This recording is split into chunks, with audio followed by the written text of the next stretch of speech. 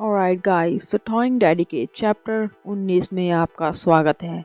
जहाँ पिछले पार्ट में हमने देखा था कि रोज़ा और यॉनवू इंटीमेट होते हैं। जी हाँ, they really did last time. और इसी बीच रोज़ा ने यॉनवू का गला टाइटली कस दिया था। और क्योंकि यॉनवू रोज़ा के साथ अग्रेसिवली ये सब कर रहा था, इसलिए रोज़ा को गुस्सा आ गया। अब आगे नाउ चैप्टर 19 में हम देखते हैं कि रोज़ा यॉनवू से कह रही थी कि तुम लड़कों को मनमानी करने का ज़रा सा भी मौका नहीं देना चाहिए, और रोज़ा उसका गला बेल्ट से और भी टाइट कस देती है। अरे जान लेगी क्या उसकी।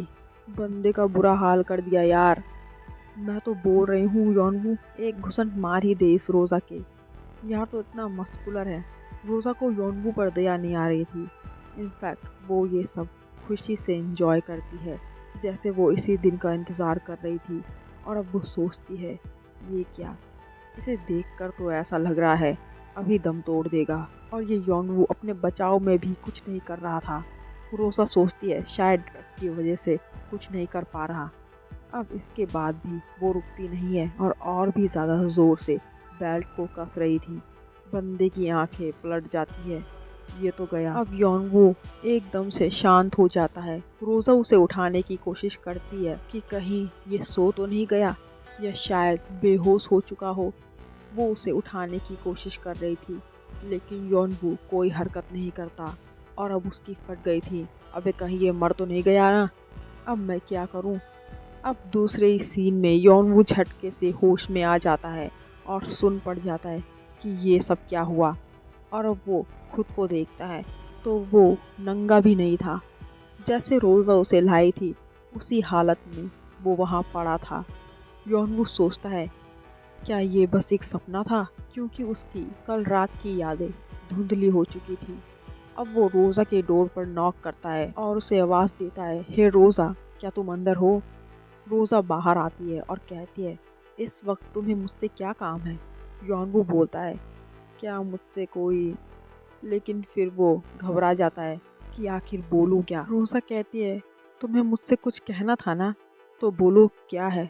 यॉनवू कहता है फिर वो सोचता है कहने के लिए बहुत कुछ है, लेकिन वो सब बोलूं भी कैसे, बात ही ऐसी है। लेकिन फिर वो बोलता है, क्या तुम मुझे घर से निकाल दोगी।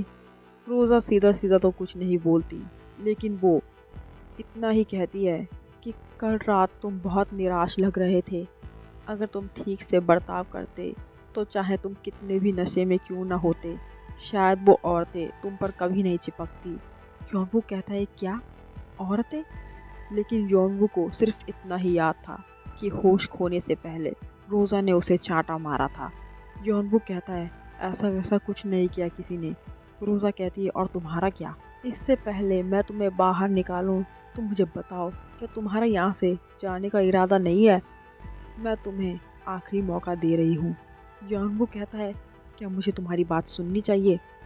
रोज़ा उसके करीब आती है और कहती है, अब से मैं अपने स्टेप फादर से अच्छे संबंध बनाने की कोशिश करूँगी। वेट, कौन से अच्छे संबंध रोज़ा, जो कल रात को बनाए थे। और वो यॉनवू को उसका लॉकेट पहना देती है जो उसने नशे में फेंक दिया था।